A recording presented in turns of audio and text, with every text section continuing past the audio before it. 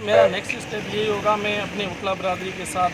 हबीब रहमान साहब के साथ और ये जो भी मेरे दोस्त वकला बरदरान मेरे साथ यहाँ पे मौजूद हैं, इनके साथ सुबह जाके KBA में बैठ कर एक स्ट्रेटजी बनाएंगे ताकि जो निजी हॉस्पिटल है, जो भी निजी हॉस्पिटल्स हैं, स्पेशली पटेल हॉस्पिटल जो है ना, सिर्फ पैसों की बदौलत लोगों की जो है जानों से खेल रहे हैं, जो कि मेरी हुरैन फातिमा की बच्ची का भी उसकी वजह से डेथ हुई है, कि एक रेजोल्यूशन पास करवाने के लिए हम एक एप्लीकेशन मूव करेंगे KBA में ताकि इस माफिया के ख़िलाफ़ जो ना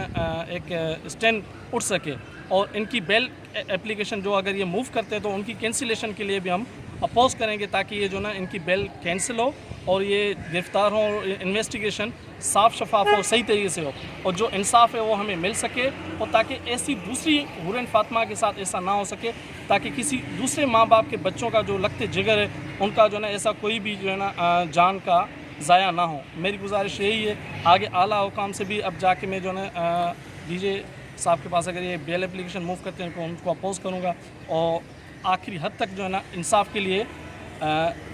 पतोरता रहूँगा और कोशिश करता रहूँगा, जिसमें मेरी वकला बरदरी मेरे साथ है। उन्होंने और उनका मैं नहायत ही मशकूर हूँ और स्पेशली सोशल मीडिया और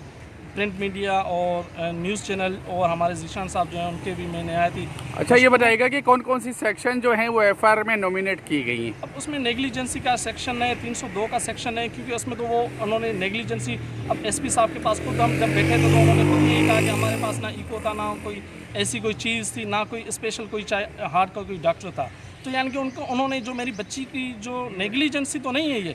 ये तो सीधा साधा मर्डर है, उन्होंने कत्ल किया है मेरी बच्ची का। मैं तो वो 302 के सेक्शन के लिए जो ना इनको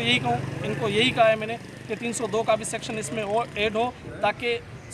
जो भी मामला है सही तरीके से आगे कानूनी मराहल जो हैं वो आगे बढ़ सके।